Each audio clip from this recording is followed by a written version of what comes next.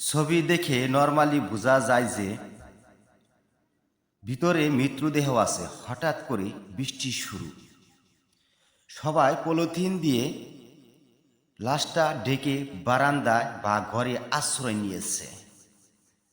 যে ছবিটা ক্যাপচার করেছে সেও রুম থেকে তুলেছে। এবার বুঝে নিন আপনার প্রয়োজন কতটুক।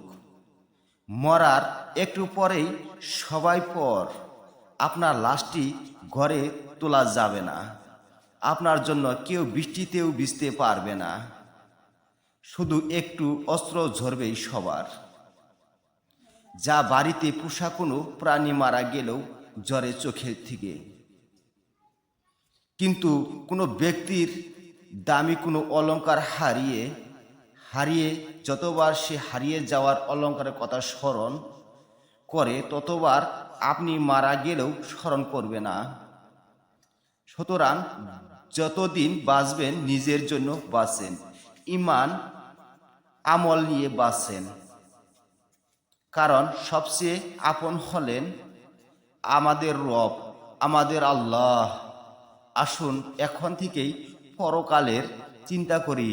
আল্লাহ আমাদের সঠিক বুঝ দান করুন। আমিন।